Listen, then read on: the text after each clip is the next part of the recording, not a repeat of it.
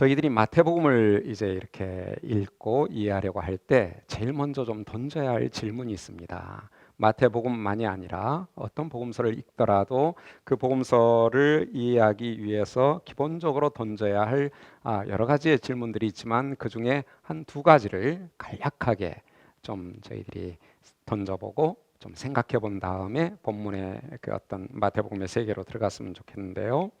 먼저 여러분들 이런 질문을 가져보셨는지 모르겠습니다. 복음서란 어떤 종류의 책인가? 라는 질문입니다. 다시 말하면 복음서의 장르가 무엇인가? 우리는 어떤 글을 읽든지 그 글의 장르를 생각하며 읽습니다. 시는 시로 읽고 소설은 소설로 읽죠. 수필은 수필로 읽습니다. 과연 그렇다면 복음서는 어떤 종류의 책일까? 그런 것 생각해 보신 적 있나요? 혹시 시라고 생각하시는 분 계시나요? 아니면 편지라고 생각하시는 분 계신가요? 그럼 소설인가요? 그러면 혹시 여러분들 복음서가 역사서라, 역사책이다 이렇게 생각하며 읽으신 적은 없으신가요? 이건 조금 고민스럽죠. 역사책인가? 아닌가?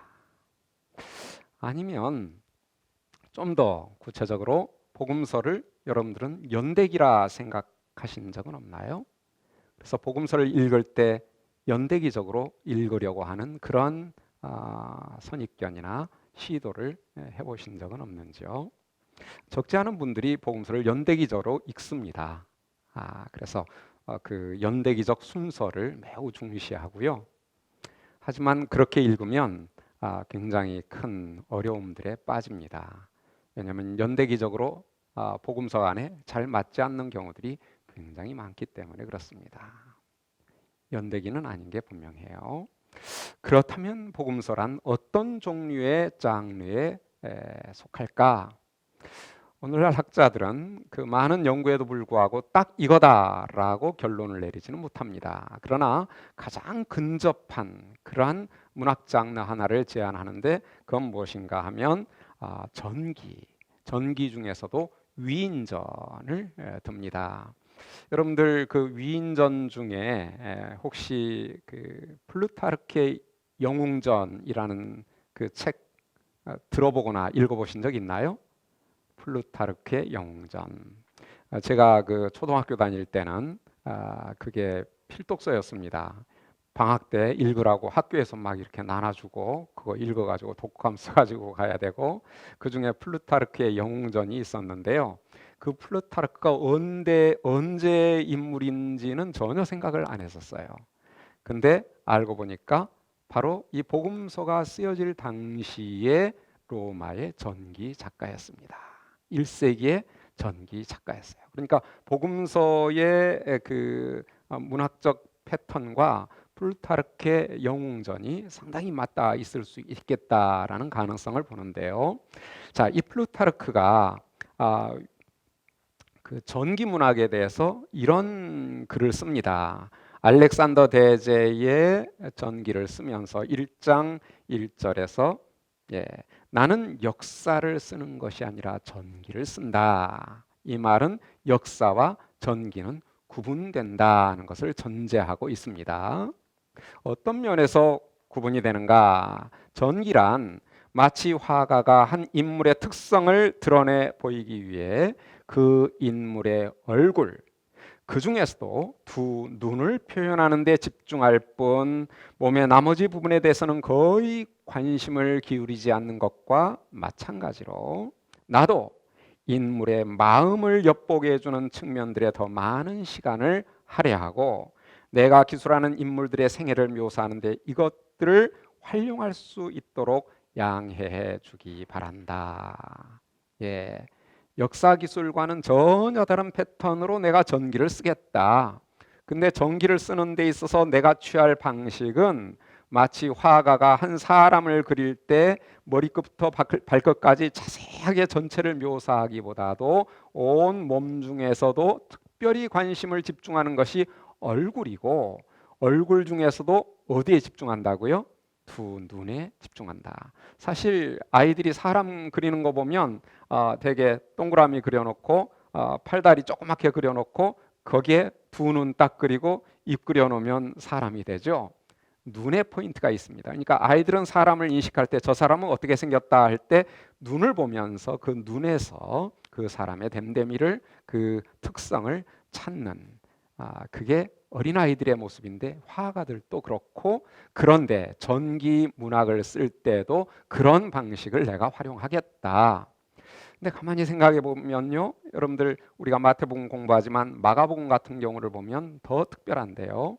마가복음 1장 1절에 하나님의 아들 예수 그리스도의 복음의 시작이다라고 한 다음에 예수님의 탄생이나 어린 시절 한마디도 하지 아니하고 곧바로 세례자 요한의 얘기를 하고 그 다음에 예수님의 세례 받으신 얘기, 광야 이야기, 그리고 갈릴리에서 복음을 선포하셨다.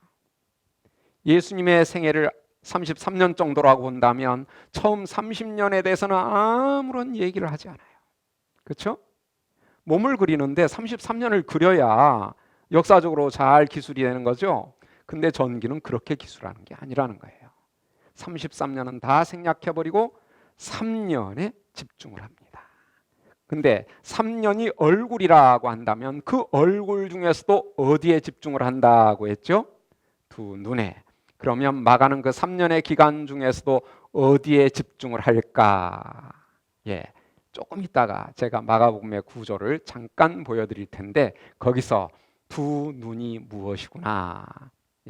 복음서 저자들이 예수님의 복음을 기술해 나갈 때, 복음서를 기술해 나갈 때 얼굴은 무엇이고, 얼굴은 3년 그 공생의 기간이라는 거 우리가 알 수 있죠. 그런데 그 중에서도 어디에 초점을 맞추는가? 이게 전기 작가들의 기술 방식과 매우 유사하다는 것을 알 수가 있습니다. 그런데 이제 이 전기를 쓰더라도 다양한 방식으로 쓸 수 있는데요. 특별히 복음서는 연대기적인 문제와 관련해서 어떤 특성을 가지고 있는가를 우리가 좀 생각할 필요가 있습니다. 왜냐하면 적지 않은 분들이 복음서를 기계적인 연대기로 생각하고 모든 게 일어난 순서대로 기술되었을 것으로 기대하는 경향이 많은데 과연 그러한가? 2세기 초에 파피아스라는 그러한 히에라폴리스의 감독이 있었는데요. 파피아스는 그 마가복음의 기술에 대해서 이렇게 얘기를 합니다. 마가는 주님에 의해서 말하여지고 행하여졌던 것들을 정확하게 하지만 순서대로는 아니게 기록하였다. 우리는 순서대로 정확하게 기록돼야 정확하다라고 얘기할 것 같은데 파피아스는 마가복음의 기술이 정확하기는 한데 순서대로는 아니다. 이게 전기 기술 방식, 복음서 기술 방식의 특징이라는 것입니다. 복음서 저자들은 연대기로부터 상당히 자유로웠어요. 일어난 순서대로 기술하는 데 관심이 있는 것이 아니라 그것을 재배열해서 예수 그리스도의 복음을 누가 읽어도 일목요연하게 명확하게 이해할 수 있도록 돕고자 하는데 관심이 있었습니다. 그러니까 단순한 연대기적 나열이 아니라 그것을 굉장히 과감하게 재배열을 해서 한눈으로 봐도 이게 그리스도의 복음이구나 라는 것을 깨달을 수 있도록 도와주는 것, 그게 복음서 저자들의 관심사였다는 것을 알 수 있습니다. 그래서 복음서 저자들이 그 연대기적 기술, 일어난 순서대로 기술하는데 관심이 없었다라는 점, 꼭 거기에 얽매이지 않았다라는 점은 한 예를 들어서 우리가 좀 볼까요? 여러분들 예수님의 시험 받으신 그 사건이 마태복음, 마가복음, 누가복음 세 복음서에 있는데요.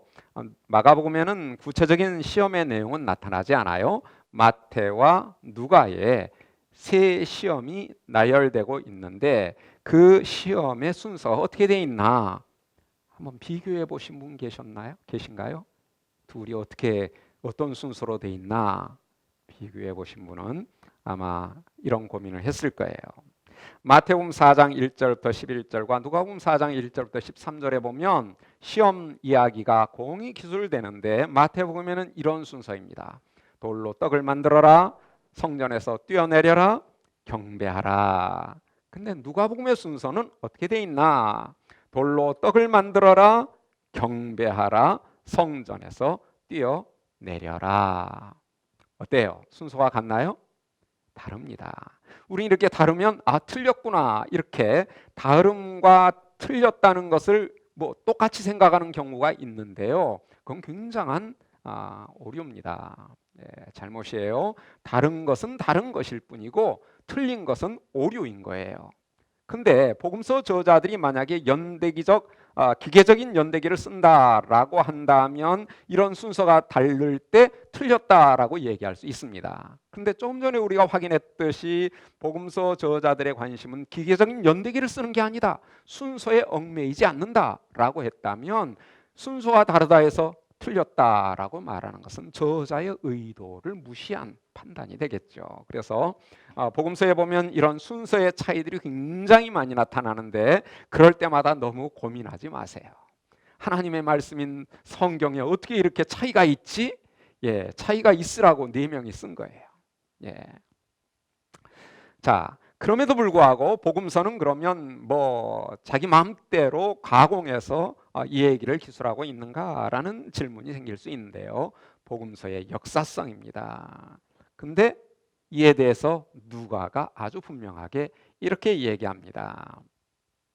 우리 중에 이루어진 사실에 대하여 처음부터 목격자와 말씀에 일꾼된 자들이 전하여 준 그대로 내력을 저술하려고 붓을 든 사람이 많은지라. 그 모든 일을 근원부터 자세히라고 했는데요. 이 자세히는 아까 우리가 살펴봤던 그 정확하게라는 말과 일치합니다. 그래서 정확하게라고 번역할 수도 있는 단어이고요. 아까 파피아스가 말했던 정확하게가 바로 이 자세히와 같은 아크리보스라는 단어이고요. 미루어 살핀 나도 데오빌로 각가에게 차례대로 써 보내는 것이 좋은 줄 알았노니 할 때 이 차례대로 하니까 이게 역사적인 순서대로구나라고 오해하는 경우들이 많이 생기는 것 같아요. 근데 이 차례대로라는 단어는 헬라어로 카덱세스라는 단어인데 이 카덱세스는 차례대로라는 의미도 있지만 또 다른 의미가 있습니다. 그건 뭔가 하면 질서정연하게, 일목요연하게 이런 의미도 있어요. 여러분들 영어 단어에 order라는 단어가 순서도 있지만 질서라는 의미도 있잖아요. 바로 카덱세스라는 단어가 그런 두 가지의 의미가 다 가능한. 근데 아까 분명히 우리가 살펴봤듯이 복음서 저자들은 복음서를 쓸 때 기계적인 연대기적으로 쓰지 않았어요. 역사적인 순서대로 쓰지 않았어요. 그렇다면 여기서의 카덱세스의 의미는 차례대로보다는 질서정연하게, 일목요연하게 누가 보아도 예수 그리스도의 복음이 무엇이다 하는 것을 한눈에 이해할 수 있도록 질서 있게 썼다. 이렇게 우리가 이해하면 됩니다. 그러나 여기서 우리가 주목할 것은 뭔가 하면 복음서는 이루어진 사실에 대해서 기록한 것이다. 그것도 대충 쓴 것이 아니라 정확하게 미루어서 정확하게 쓰려고 했다. 그래서 복음서에 기록된 이야기들의 역사성은 우리가 충분히 신뢰할 만한 그런 글들이다는 것을 우리가 한편으로 얘기를 합니다. 자, 그러면 이렇게 복음서 저자들이 복음서로 얼마나 과감하게 연대기를 좀 뛰어넘어서 질서정연하게 기술을 했던가를 보면 마가복음을 한번 예로 들어보겠습니다.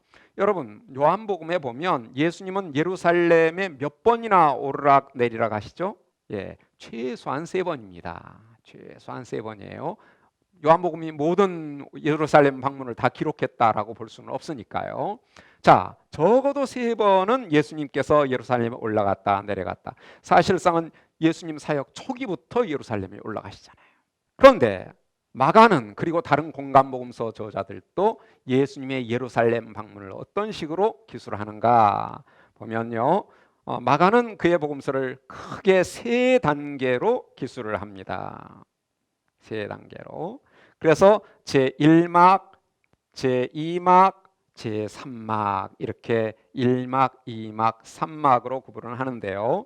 막이라고 하는 것은 배경이 달라진다는 것을 의미하죠. 그래서 1막은 3년 넘는 기간, 예수님의 공생의 대부분의 시간이 1막에서 기술되는데 장소가 어디냐? 놀랍게도 갈릴리에만 머물고 계셔요. 한 번도 예루살렘에 가시질 않습니다. 계속 갈릴리에 계셔요. 자, 그럼 3막은 어디에서 이루어지는가? 예루살렘에서 이루어지고 있습니다. 그래서 1막은 갈릴리, 3막은 예루살렘.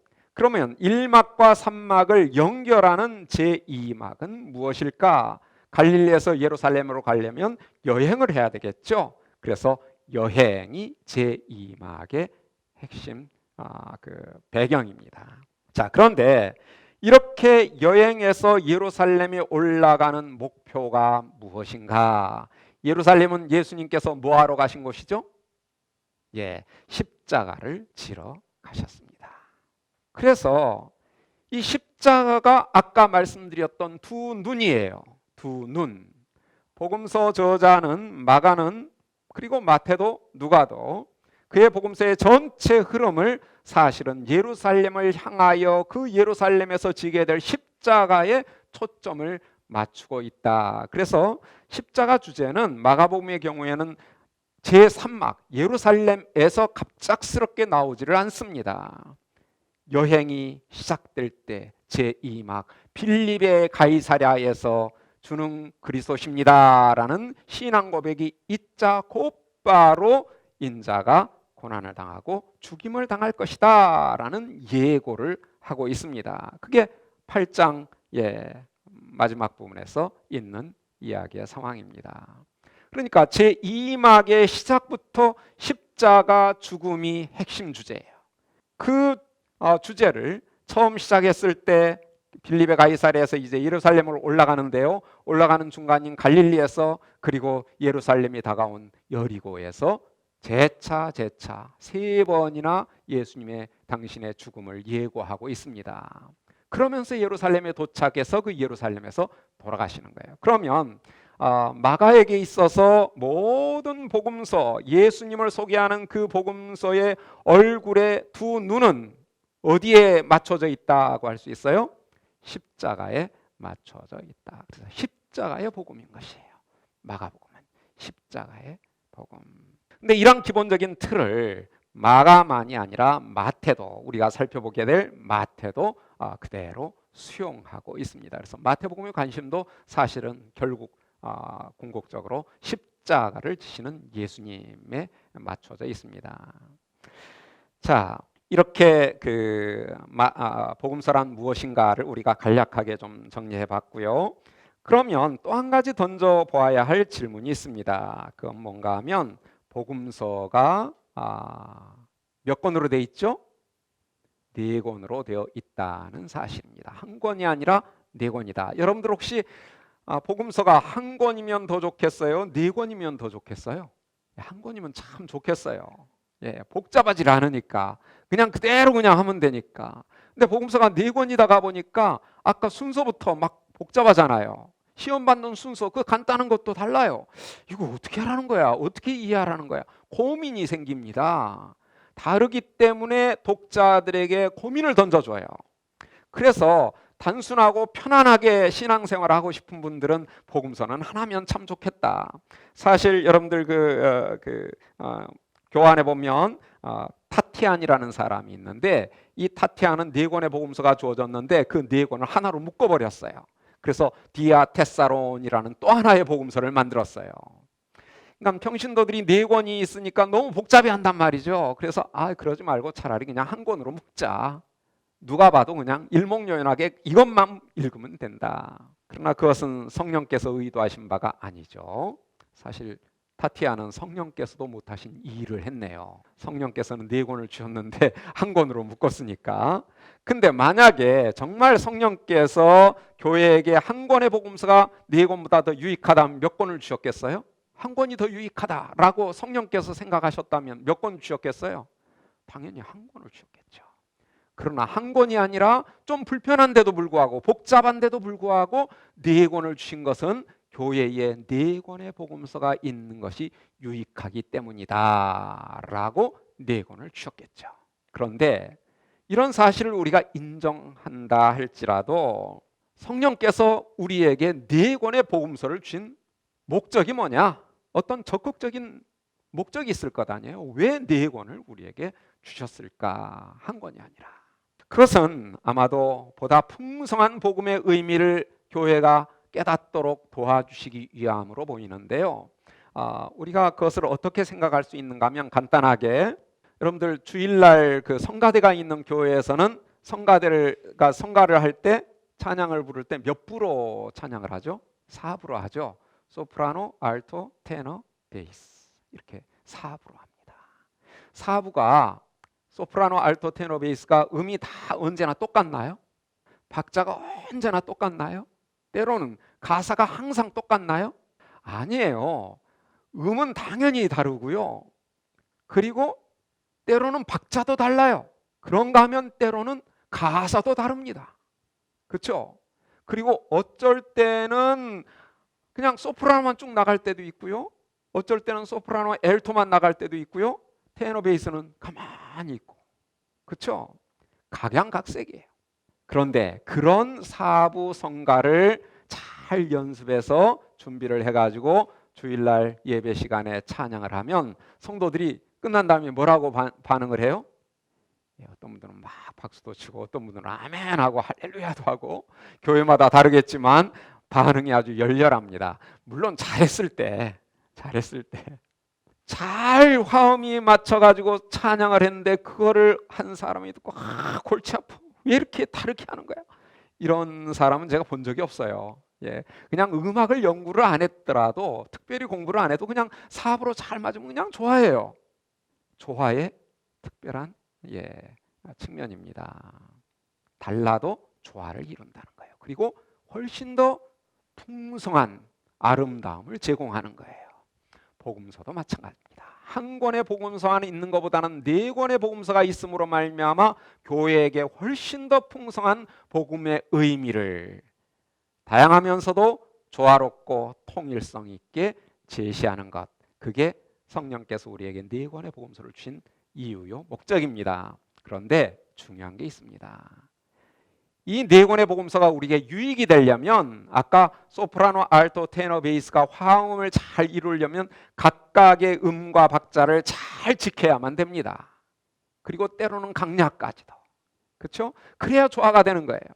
근데 소프라노가 알토가 있는데 알토에 좀 서툰 사람들의 특징이 뭔가 하면, 소프라노하고 알토 하는데 헷갈린 데서는 어느새 뭐를 따라가고 있어요? 소프라노 따라가고 있어요. 베이스도 그래요. 그러면 이게 뭐 4부를 할 이유가 없는 거예요. 왔다 갔다 막 혼돈이 되는 거예요. 그런 거를 지휘하는 지휘자로서는 그냥 막 애가 타는 거예요. 저거 아닌데 지금 저걸 얘기하면 어떡해. 서로 혼합이 돼 버리면 안 돼요. 각각의 특별한 독특한 그 음과 박자를 잘 살려야만 되는 거죠. 4권의 복음서도 마찬가지입니다. 우리에게 4권의 복음서가 유익하려면 각각의 복음서의 특성을 따라서 이해하는 것이 필요합니다. 마태복음답게, 마가복음, 누가복음, 요한복음, 그 각각의 복음서답게 이해하는 게 필요해요. 마태복음을 설교하면서 내가 마가복음을 하는지 누가복음을 하는지 아무런 생각 없이 하고 있다면 알토가 소프라노 따라가는 거나 똑같습니다. 마태복음을 설교할 때는 마태복음의 특성을 잘 살려서, 마가복음, 누가복음도 마찬가지입니다. 그러니까 우리가 이제 앞으로 10주간에 걸쳐서 마태복음을 공부하게 되는데요. 이 10주간의 공부가 끝날 때쯤에서는 마태복음의 특징은 이런 거구나. 여러분, 짜장면 짬뽕 맛이 구분이 안 되시는 분 있으신가요? 그 특성을 모르시는 분 있어요? 짬뽕은 무슨 색이에요? 빨간색. 짜장은 무슨 색이에요? 까만색. 맛도 국물이 있고 없고 맛도 각각 아시잖아요. 그렇죠? 이걸 설명할 필요가 있어요, 없어요? 설명하려고 하면 웃기는 거예요. 육의 양식은 이렇게 우리가 잘 구분합니다. 짜장, 짬뽕, 우동, 울면 4종류의 중국 음식은 잘 구분을 하면서 다 면이잖아요. 그런데도 면이니까 그냥 이거저거 다 짬뽕이 아니에요. 짬짜면도 짬짜면을 섞어서 주는 게 아니라 짜장하고 짬뽕하고 따로따로 두 개를 줘요. 그렇죠? 두 맛을 고유하게 봐야 되는 거예요. 그렇다면 영의 양식인 네 권의 복음서 각각의 특징을 잘 살려 읽는 것이 얼마나 중요할까요? 그렇죠?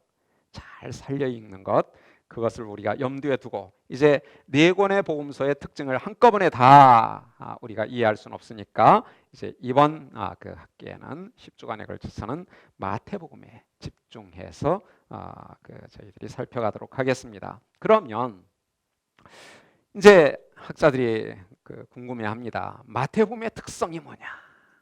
짜장면은 색깔이 까맣고 달달하고 맛이 있는데 국물도 없이 걸쭉하니, 또 짬뽕은 얼큰하고 빨갛고 국물도 있고 몸살 기운이 있을 때 한번 쫙 들이키면 그냥 몸이 쫙 풀리는 뭐 그런 특징이 있다는 거 우리가 잘 알잖아요. 그럼 마태복음의 특징은 뭐냐? 마태복음을 쫙 읽으면 어떤 기분이 날까? 짜장면의 기분이 날까? 짬뽕의 기분이 날까? 그 기분이 무엇일까? 어떤 특징이 있을까? 그것을 오늘 우리가 첫 시간에 그 성격을 전체적으로 한번 정리해 보기를 기대합니다. 그리고 이러한 특성이 본문 안에 들어갔을 때 과연 어떻게 드러나는가는 이제 찬찬히 하나하나 확인해 나가게 될 거고요. 학자들은 마태복음의 특징을 얘기할 때 먼저 주제적인 관점에 대해서 얘기를 합니다. 마태의 관심사, 마태의 관점, 어디에 초점이 맞춰져 있는가? 그것은 성취라는 주제에 초점이 맞춰져 있다라고 얘기를 합니다. 성취하면 무엇의 성취를 얘기할까요? 구약의 성취를 의미합니다. 구약이 예언했는데 그 예언이 예수님 안에서 성취되었다. 이게 이제 성취 주제입니다. 그런데 사실 이 성취 주제는 마태만의 관심사가 아닙니다. 마태 말고도 모든 신약의 저자들은 이 성취에 관심이 있습니다. 그런데 우리가 마태복음에 특별한 관심이 성취다라고 하는 말의 의미는 뭐냐?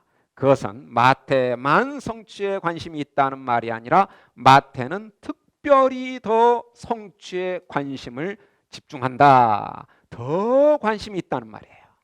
다른 복음서나 신약 성경의 다른 책들보다 더 성취라는 주제에 관심이 있다. 그 몇 가지 예들을 들어보면요, 마태복음에는 다른 복음서나 신약 성경 전체에서는 찾아볼 수 없는 특별한 구약의 인용 방식이 있습니다.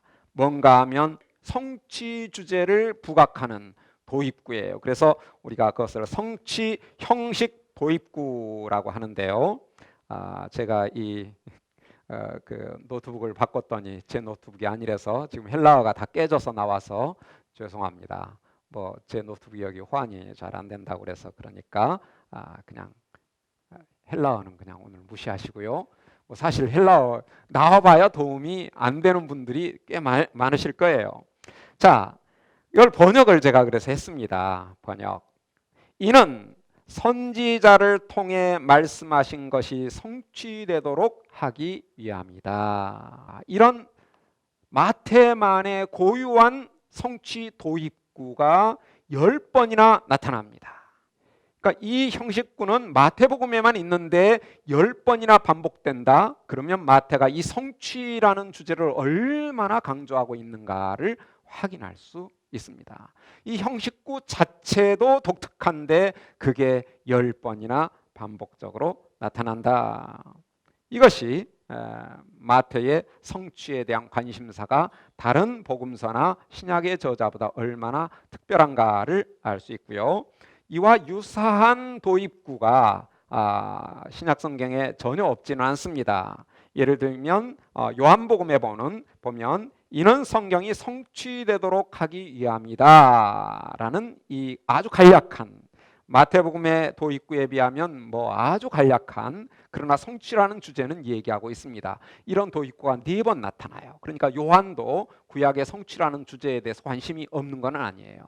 그러나 마태는 훨씬 더 전문적인 도입구를 일관성 있게 10번이나 반복한다라는 점에서 특별한 관심을 갖고 있다는 것을 우리가 확인할 수 있고요. 그런데 성취에 대한 마태의 관심은 이런 성취 도입 형식구에서만 나타나는 게 아닙니다. 한번 예를 그래도 읽어보는 게 좋겠죠. 마태복음 1장 22절, 23절을 저희들이 보면요, 성취 형식 인용구의 그 형태가 어떻게 되는지, 번역은 제가 여기에서 제시한 것과는 좀 다릅니다만은 제가 읽어보겠습니다. 이 모든 일이 된 것은 주께서 선지자로 하신 말씀을 이루려, 이건 성취하려라고 좀 바꿔서 읽겠습니다. 성취하려 하심이니 이르시되 보라 처녀가 잉태하여 아들을 낳을 것이요 그 이름은 임마누엘이라 하리라. 예수님께서 마리아에게 처녀 잉태한 이 사실은 이사야서 7장 14절의 이 예언을 성취하기 위함이었다 라는 사실을 마태는 아주 강조하고 있는 거예요. 강조하고 있어요. 그러니까 이 사건은 구약을 성취하는 사건이다. 마태만이 이런 식으로 인용을 하고 있습니다. 그런데 마태는 이런 성취 형식 인용구만이 아니라 5장 17절을 한번 보겠습니다. 예수님이 이 땅에 오신 선교의 목적이 무엇이냐를 5장 17절이 밝히는데요, 이렇게 말씀하십니다. 내가 율법이나 선지자, 여기서 율법이나 선지자는 구약성경 전체를 가리킵니다. 구약성경을 폐하러 온 줄로 생각하지 마라. 폐하러 온 것이 아니요 완전하게 하려 함이로다 했는데, 아까 1장 22절에서 우리가 읽었던 이루려라는 동사, 플레로 동사가 여기서도 그대로 사용되고 있습니다. 그러니까 1장 22절에서는 이루려 하고 여기서는 완전하게 하니까 두 단어 개념이 어떻게 연결되어 보여요? 안 보여요? 전혀 안 보이죠. 근데 마태는 똑같은 단어를 쓰고 있어요. 이 개념을 계속 강조하고 있는 거예요. 그러니까 10번의 성취 형식 인용구만이 아니라 예수님의 선교의 목적, 그리고 구약과 예수님의 관계를 얘기하는 이 부분에서 구약을, 율법을 성취하려 합니다라고 선언하고 있습니다. 그래서 여러분들 성경에 그 완전하게를 성취하려라고 좀 메모를 좀 해 놓으시기 바랍니다. 여기서의 그 핵심 어휘인데 번역이 매우 안타깝게, 아쉽게 번역이 됐습니다. 성취하려 함이로다. 그러니까 이 선언은 마태복음에만 있어요. 구약과 예수님의 관계를 가장 분명하게 보여주는 이 말씀이 다른 복음서는 물론이고 다른 신약 성경에서 찾아볼 수가 없어요. 그러니까 마태는 예수님과 구약의 관계를 너무나 분명하게 성취적 관계로 설명하고 있다라는 점에서 마태의 특별한 관심사를 우리가 볼 수 있습니다. 자, 아까도 얘기했듯이 성취라는 주제는 구약 성경의 연속선상에서 이해될 수 있는 개념입니다. 그래서 성취라는 주제를 얘기하려면 구약 성경에 대한 관심을 많이 가질 수밖에 없습니다. 흥미롭게도 마태는 어떤 다른 복음서보다도 이 구약 성경에 대한 관심, 특히 인용이나 언급을 굉장히 많이 하고 있습니다. 예를 한번 들어보면요, 동일한 그 이야기 있는데 그 이야기에서 마태는 어떤 부분에 더 많은 관심과 초점을 맞추고 있는가인데요, 마가복음 2장 23절부터 28절에 보면 안식일에 밀밭에서 밀을 까먹는 그런 제자들의 문제와 관련하여 바리새인과 예수님 사이에 논쟁이 일어난 이야기입니다. 그런데 이 동일한 이야기가 마태복음에는 어떻게 나타나는가? 자, 이 하늘색 그 부분이 마태복음에만 나타나는 내용입니다. 그 내용 속에 우리가 특별히 관심을 갖는 것은 그 핵심 어휘들이 있죠. 5절에서는 율법에서 읽지 못하였느냐, 6절에서는 성전보다 더 큰 이가 여기 있다, 7절에서는 나는 자비를 원하고 제사를 원하지 아니하노라, 호세아서 6장 6절을 인용하고 있습니다. 자, 율법, 성전, 선지서, 이 세 가지의 공통점이 뭡니까? 다 어디에 있는 거예요? 구약에 있는 거예요. 구약과 관련해서 예수님의 안식일 성취를 입증해 보이고 있습니다. 마가나 누가에는 이 내용이 없어요. 그러니까 마태는 특별히 이 어떤 논점을 얘기할 때 구약과 연관해서 그 문제를 이야기하는데 굉장히 관심이 많아요. 구약에 관심이 많다는 것은 그 구약을 예수님이 성취하셨다는 것이죠. 율법도 성취하셨고 성전도 성취하셨고 이 자비를 원하고 제사를 원하지 아니하노라는 예언 말씀도 성취하신 분이시다. 성취 주제를 강조하고 있죠. 자, 이런 구약에 대한 관심은 여기만이 아닙니다. 계속되는데요. 한 가지만 더 예를 들면 복음서를 예수님의 사역을 처음 소개하는 그 시점에 마가복음에서는 이렇게 시작을 합니다. 요한이 잡힌 후 예수께서 갈릴리에 오셔서 하나님의 복음을 전파하여 이르시되 때가 찼고 하나님의 나라가 가까이 왔으니 회개하고 복음을 믿으라 이렇게 말씀하십니다. 이렇게 해서 예수님의 사역이 처음 소개가 돼요. 근데 마태복음의 평행구를 보면 이렇게 돼 있습니다. 예수께서 요한이 잡혔음을 들으시고 똑같죠? 갈릴리로 물러가셨다. 갈릴리에 오셨다. 똑같은 내용입니다. 그리고 17절에 보면 이때부터 예수께서 비로소 전파하여 이르시되 회개하라 천국이 하늘나라가 가까이 왔느니라. 복음의 내용은 똑같습니다. 갈릴리에서 이 복음을 선포하셨다 했는데 마태는 마가에 없는 내용을 이렇게 하늘색 빨간색을 추가하고 있습니다. 근데 빨간색의 내용을 보면 뭔가 역시 이사야서의 인용입니다. 마태는 예수님께서 왜 갈릴리냐, 예루살렘에 가서 사역을 하시지 왜 갈릴리에서 사역을 하시느냐라는 사실을 구약의 성취로 설명을 하고 있다는 것이에요. 그냥 가신 게 아니다. 구약에 이렇게 예언을 하셨는데 그 예언을 성취하기 위해서 가셨다. 이게 마태의 성취에 대한 관심 아니고 무엇이겠습니까? 이처럼 마태는 구약에 대한 관심이 어떤 다른 복음서 저자보다도 많다. 그리고 그것은 그의 성취에 대한 관심사 때문이다 하는 것을 우리가 좀 정리를 해봅니다.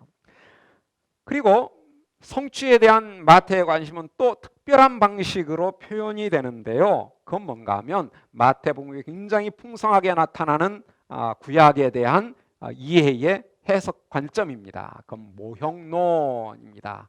모형론. 모형론이 뭐냐? 모형론을 전혀 들어보시지 못한 분들은 오늘 그 개념을 한번 잘 정리하시기 바랍니다.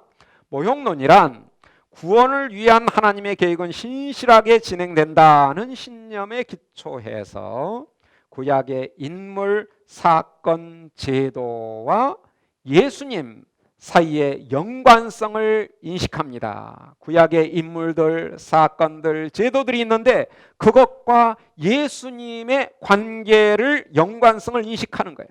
그래서 둘 사이의 관계를 모형과 실체의 관계로 연결시키는 것입니다.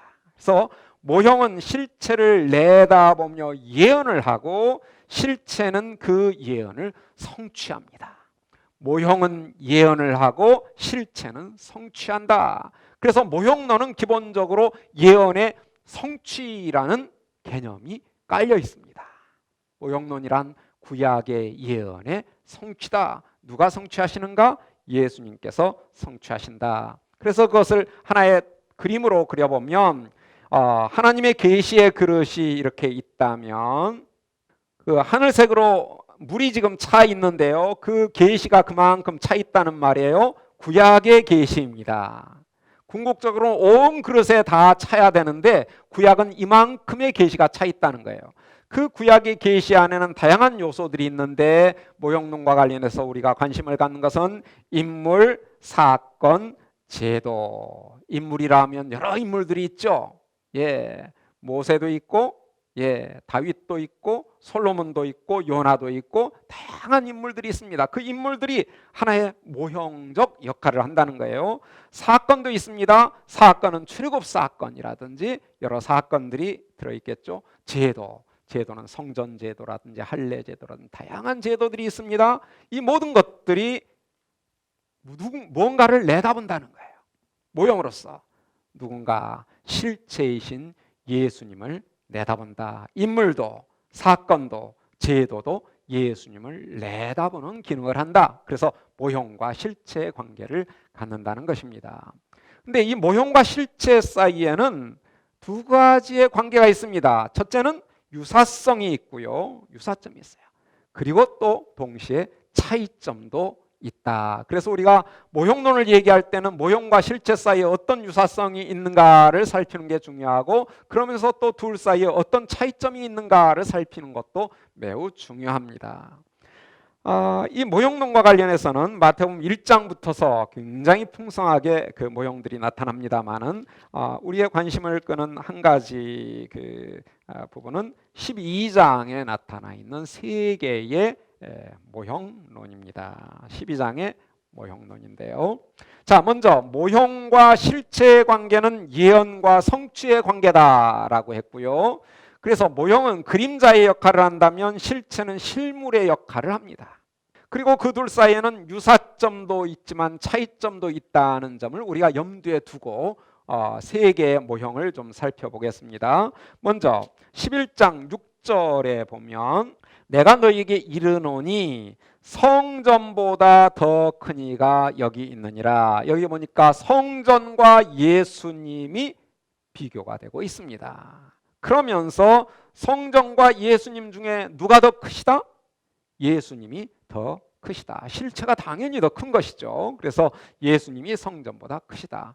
그러면 모형론은 항상 유사점과 차이점을 살펴보라 했으니까 성전, 이 성전 제도와 건물, 이 성전과 예수님 사이에 어떤 유사점이 있을까요? 하나는 건물이고 제도고 하나는 사람인데 둘 사이에 어떤 연결점이 있겠어요? 유사점이? 성전의 기능이 뭐죠? 하나님께 예배를 하는 것이에요. 그럼 왜 사람들이 성전에 가서 예배를 드리죠? 그 이유는 성전에 누가 임재해 계시기 때문에 하나님이 어디에 임재해 계시죠? 지성소에 임재해 계십니다. 그러면 성전이 하나님의 임재 자리라면 예수님은 어떠하신가? 예수님은 아까 우리가 읽었던 1장 23절에 보면 임마누엘이라 했는데 임마누엘을 번역하면 그 의미가 뭐다? 하나님이 우리와 함께 계신다. 예수님이 곧 하나님의 임재 자리다라는 거예요. 그래서 과거에는 성전에 가서 예배를 드렸는데 이제는 예수님 안에서 예배를 드리는 거예요. 예수님과 함께 있으면 거기가 예배의 자리라는 거예요. 그래서 내가 두세 사람이 있는 곳에 너희와 함께 있겠다. 두세 사람만 모이고 거기에 예수님이 계시면 예배의 자리가 된다는 거예요. 이런 점에서 둘 사이에는 유사점이 있습니다. 그런데 차이점은 뭘까요? 차이점은 분명합니다. 성전은요, 일단은 장소적으로 제약이 돼 있어요. 어디에만 하나님이 임재해 계시죠? 지성소에만. 예루살렘 안에서 성소 안에서도 지성소에만 계셔요. 지극히 제한된 장소에만 계셔요. 그리고 그 지성소에는 누가 들어갈 수 있습니까? 누구나 들어갈 수 있죠? 아니에요. 제사장 누구나 들어가나요? 아닙니다. 누구만 들어갈 수 있어요? 대제사장만 들어갈 수 있어요. 대제사장은 아무 때나 들어가죠? 맘만 먹으면 들어가죠. 뭐 하나님 만나는 거 얼마나 좋아요. 아닙니다. 1년에 딱 하루 한 번 대속죄일 날 지극히 제한돼 있어요. 지역적으로도 제한돼 있고 들어갈 수 있는 대상이 있었어도 제한이 돼 있고 시간적으로도 지극히 제한돼 있는 하나님의 임재의 경험입니다. 근데 예수님은 어떠신가요? 아까 몇 사람만 모이면 두세 사람만 모이면 누구든지 아무나예요. 대제사장만이 아니라 아무든지 두세 사람이 어디에 모이든지 지리적인 한계도 없어요. 그리고 언제 임재하시는가? 우리 28장 한번 보겠습니다. 28장 20절 내가 너희에게 분부한 모든 것을 가르쳐 지키게 하라. 볼지어다 내가 세상 끝날까지 너희와 항상 함께 있을 것이다. 예수님의 임마누엘 함께 하심은 하나님의 임재의 은혜는 언제 이루어진다고요? 항상. 그러고 보니까 장소적으로 시간적으로 대상에 있어서 모든 제약이 허물어져 버렸습니다. 이게 바로 그림자와 실물, 모형과 실체 사이의 차이점입니다. 그러니까 모형은 아무리 오래 있어도 아무리 많이 제사를 드려도 해내지 못한 것을 이 실체는 단번에 해낸 것, 그게 이제 히브리서 저자의 모형론의 핵심입니다. 예. 근데 바로 이 성전 모형론이 그 기반을 이루고 있는 거예요. 12장으로 다시 돌아가세요. 12장 40절 보면요, 요나가 밤낮 사흘 동안 큰 물고기 뱃속에 있었던 것 같이 인자도 밤낮 사흘 동안 땅 속에 있으리라. 심판 때 니느웨 사람들이 일어나 이 세대 사람들을 정죄하리니 이는 그들이 요나의 전도를 듣고 회개하였음이거니와 요나보다 더 큰 이가 여기 있다. 이제는 요나와 예수님이 모형론적 관계를 갖는다라고 얘기를 합니다. 그런데 이번엔 누가 더 크시다? 예수님이 더 크시다. 그럼 먼저 요나와 예수님 사이의 유사성이 뭐냐부터 따져봐야 모형론의 의미가 드러나겠죠. 어떤 유사성이 있나요? 요나는 뭐였어요? 직책이 뭐였습니까? 선지자였죠. 예. 예수님도 사람들이 그리고 스스로도 선지자라고 했습니다. 그러니까 선지자로서의 공통점이 있어요. 뿐만 아니라 요나가 3일 동안 물고기 뱃속에 있었던 것처럼 예수님도 3일 동안 어디에 계신다고요? 땅 속에 묻혀 계신다. 죽었다가 살아난다는 거예요.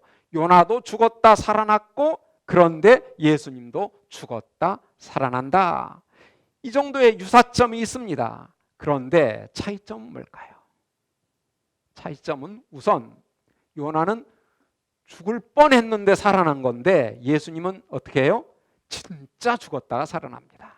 그리고 좀 더 근본적인 문제를 생각하면 요나는 왜 물고기 뱃속에 들어갔죠?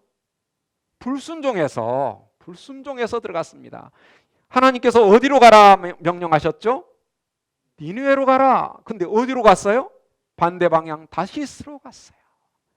뱃속에서 그 사실이 발각이 됐고 뽑혔고, 그래서 그 상황에서 요나가 죽지 않고도 살 방법이 없었을까요? 있었을까요?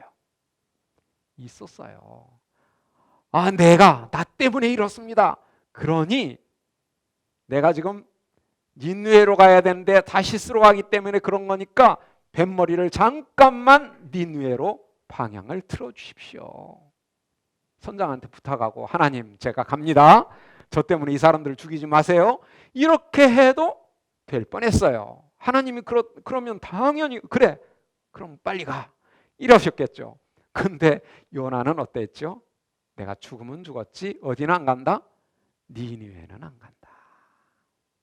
죽기까지 불순종했어요. 근데 예수님은 왜 땅속에 3일 동안 묻히셨죠? 겟세마네에서 예수님께서 기도하신 기도의 제목이 뭐였어요?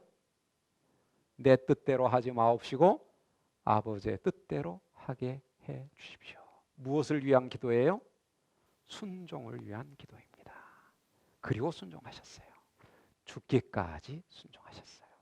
이게 모형과 실체의 차이입니다. 게다가 그 결과도 달라요. 살아난 후에 요나는 누구를 구원했습니까? 니느웨 백성들을 구원했어요. 그러나 예수님께서는 3일 동안 죽으셨다가 살아나심으로 누구를 구원하십니까? 온 인류를 구원하십니다.